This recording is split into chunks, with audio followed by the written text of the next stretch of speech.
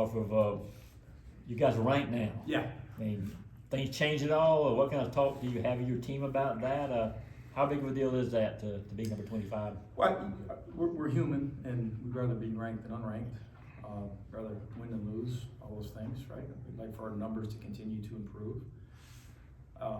And so our guys, hey, let's accept it. It's what it is. It's okay to feel good about it.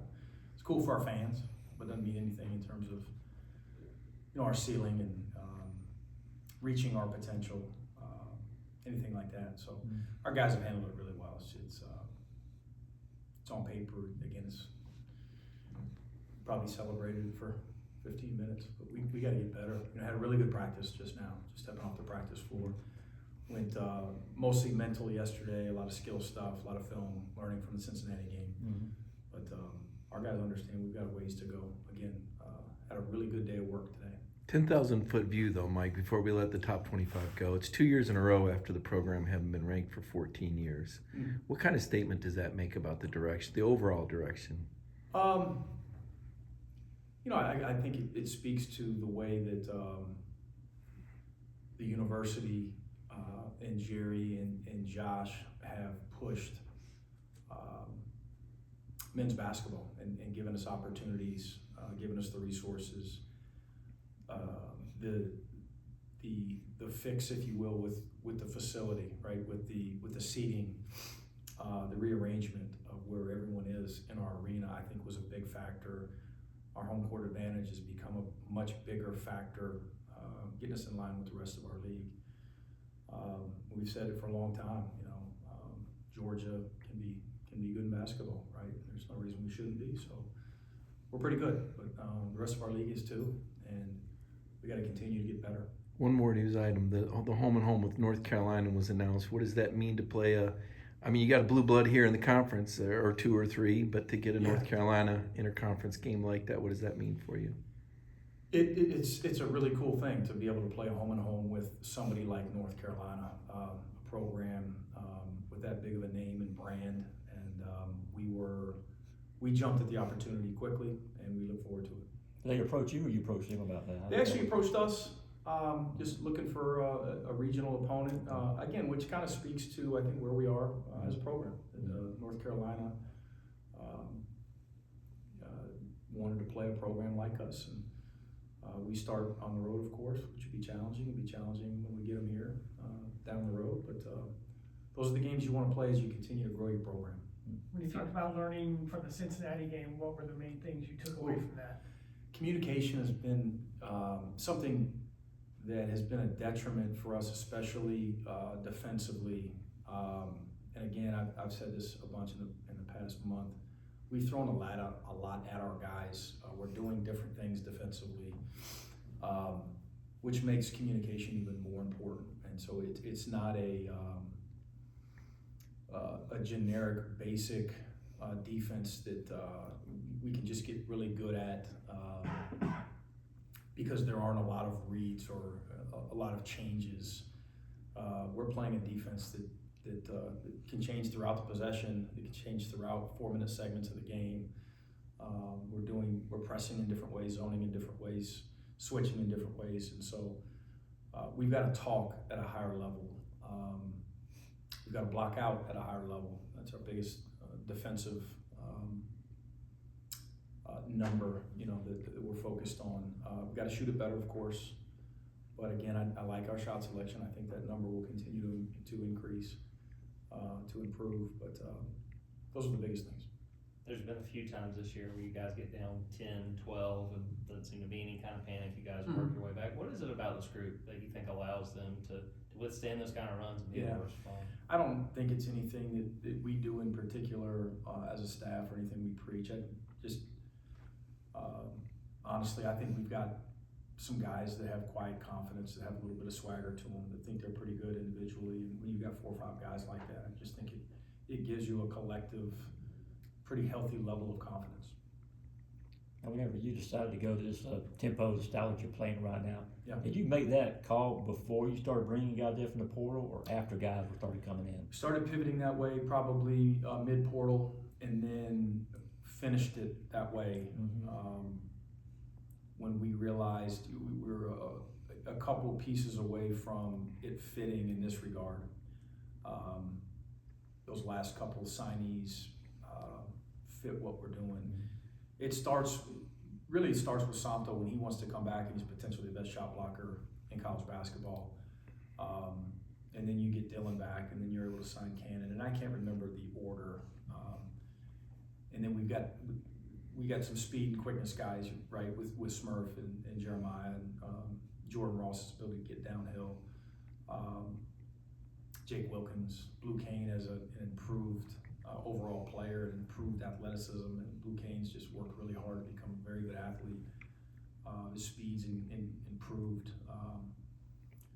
At that point, we thought that this was the style we were going to shoot for, offensively and defensively, and we also knew we'd be collectively a much better passing team, which has shown and allowed us to play fast and be productive in space. This team's got a high ceiling. We've got to continue to shoot for it. And I know you don't like looking ahead stuff, but once SEC play starts, you guys, like everybody knows, is 11 deep right now, and guys going 10 or more minutes. Mm-hmm. Do you see that continuing, or are you going to have to cut this rotation a little bit, or do you think that's going to have to be the case? We don't have to do anything. We could play 7, we could play 11. I don't know who not to play right now. The 11 that are playing have been productive. Certain games you might have a couple that don't play as well as maybe those other 8 or 9, but I believe in all 11. Does that mean we'll still be playing 11 in a month? I don't know. You mentioned the tempo. Was there a point in the off season where you could kind of see, okay, this was our idea, but it actually looks feasible with what we're doing? Probably, we competed a lot this summer, so probably by July, we thought this could work for us.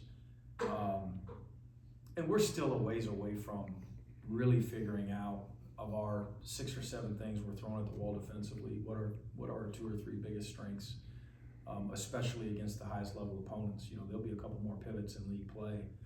And we're trying to get better this week, you know, with these last couple opportunities before we break. And offensively as well, you know, we've added a couple wrinkles here the last couple days, and we'll continue to do so. You know, we've scored a lot of points, but there's also there's been some games and some segments in games where there's not a great flow at times, although we end up maybe scoring 80 or 90 that game. When it comes down to it, in our league, the best defensive league in college basketball, when we're stuck in a half court with 5 minutes left, who are we getting the ball to, where, and how, and what are we executing? We've got to figure that out as well. You mentioned Blue a moment ago. In addition to his scoring, I think he's 5.5 rebounds, second on the team in steals. Just how integral is he? Is he the glue guy now? It looks like he's kind of filling up the box score. We've got a few of those guys, I think, that do a lot. Is he important for us? Yes, absolutely. He's one of the most improved players in our league over time. In year 3, he's a completely different player than he was in year 1. He's worked at it.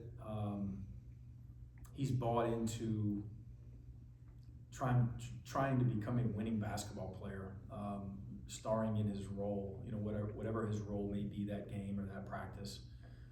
Embracing other parts of the game other than catching and shooting, which he comes off a game, he goes 0 for 7 and had arguably his best game of the season, right? 0 for 7 from 3.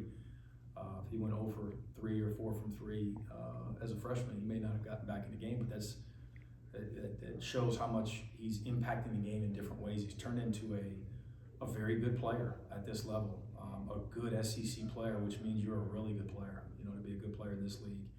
And probably the characteristic that epitomizes him most is simply toughness. He's a tough dude. He's competitive. He's not going to back down, and he's got some of that quiet confidence that we talked about earlier. He's a tough, confident kid that just continues to get better. Last question for Coach. We talked about obviously the 3-point shooting a lot. What, as a coach, what is your game-by-game goal as far as percentage goes with that? And if you guys could just hit, for example, 30% for the game, how much difference would that make in what you guys are doing now? Oh, it'd be huge, you know, and it's happened at times where we make threes and we look different. The defense is going to dictate our shots, and there's not a certain amount that we want to shoot. There's not a percentage. I'd like to shoot 100%, right? Sure. I want our guys focusing on A shots.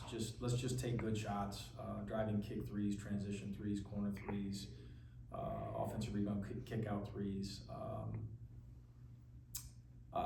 extra threes, right, where we've got to see and we can make an extra pass to our right or to our left. And I want our guys shooting with confidence. We in a game where we didn't even shoot as well as we have, where we struggled, for the most part from three. There were still 4 or 5 that I think we should have shot, and it gives us opportunity. You're not turning the ball over, right? And our offensive rebounding has improved throughout the season. It gives you a chance to chase it too, and on those nights where you're making shots, as long as you continue to get better in all those other areas, probably a pretty good team that night. All right, thanks, Coach. That's fine. Yep.